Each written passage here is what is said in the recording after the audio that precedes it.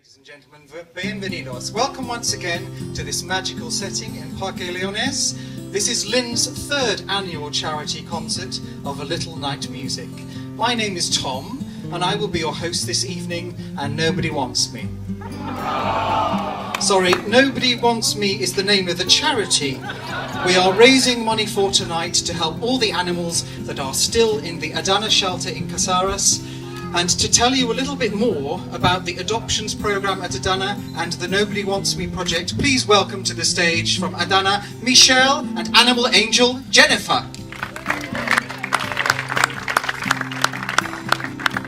Good evening. My name is Michelle, as Tom said, and I am the Vice President of Adana.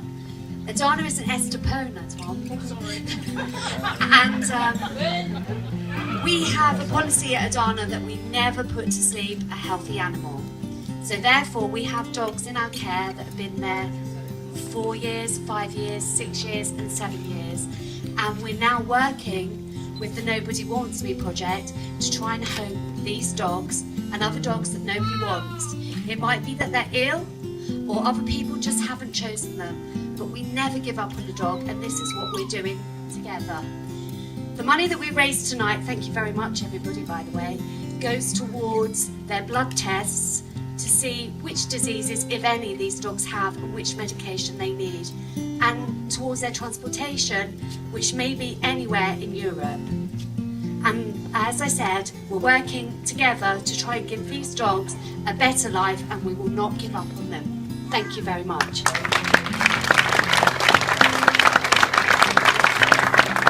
Hi, my name is Jennifer and I'm one of just a few people behind the Nobody Wants Me project. Our inspiration for our project started at the end of 2012, whenever we had been working with a few shelters and we realised how many of these poor dogs had been even up to 9 years, yes, 9 years, maybe since they were puppies, and the longer they stay, the greater the chance they have of never being adopted. Nancy, for example, was 9 years in the shelter. Toby and Bingo, 9 years also. Choco, 9 years. All of them are now living happily in the UK. Can you imagine what that feels like? Why does a dog become a Nobody Wants Me dog? Why does it continue to get looked over year after year? Well, sometimes they come into the shelter old. Perhaps they're not the healthiest of dogs. Perhaps they've already been in the shelter for quite a long time. They might be big. They might be black. They probably don't have the cute and cuddly factor. Not pretty or cute. Or they're a typical discarded Spanish breed such as Podenco or Bodyguardo mixes. Very often they're also shy, so when somebody comes into the shelter to look for a dog, the dog will not present itself to the people and quite often shy away in the background. So we decided that they needed an advocate to find the right people with a heart for older dogs, those requiring a bit of extra help to overcome shyness, and those that are happy to have the not so pretty dogs. We needed to find those people somehow. So we set up our project, a Facebook page and a website to focus on finding the right people for those dogs in March 2013. We selected our first 2 for the UK at our own expense, out of our own pockets, and so we began. It takes a lot of work to find the perfect home for a 15-year-old dog who has been in a shelter for 9 years. But believe me, the people are out there, and we've now got quite a substantial network of people who are actually willing to take some of these dogs on. So to get the ball rolling, we were clear that if we find the right homes, that we would not let money get in the way. And essentially, that's why you're here tonight, because until this point in time, we have funded for dogs for things like transport, blood tests, medication, passports, adoption fees. All of these can be an issue. If you consider that our oldest dog is 15, Choco.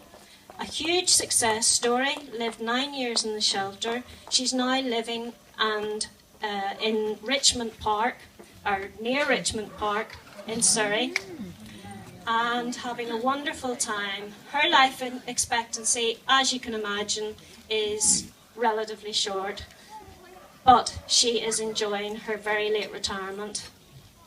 We've also had 2 dogs which have very, very sadly passed away only months after they were adopted. But the people that adopted those dogs have no regrets. They're heartbroken because of what those dogs brought into their lives. And it was a huge sadness to us to hear of the passing of Pecky and Chulo.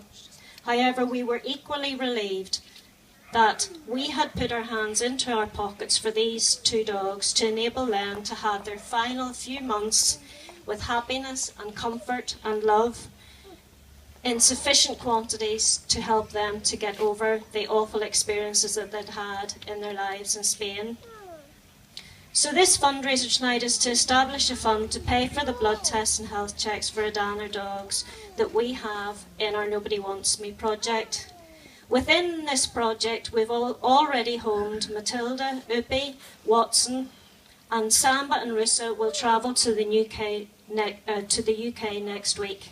All of these dogs that I've just mentioned by name were long-term residents of Adana. Since March 2013, we have been involved in some shape or form, either from start to finish, or just in some small way by sharing a dog to the right person.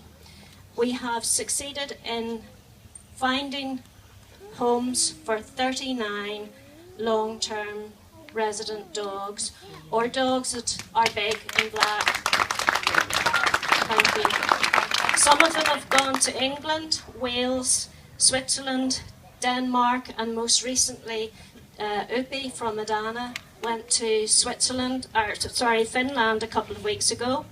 We've got our first dog going to Germany, and something that is a great pleasure for me personally, we've got our first dog going to Northern Ireland in a few weeks' time, and you'll have guessed by my accent that that's where I'm from.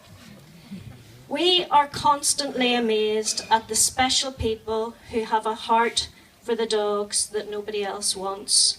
Often they end up adopting more than one. We are equally amazed at the ability of these dogs to adapt to home life, to be clean in the house.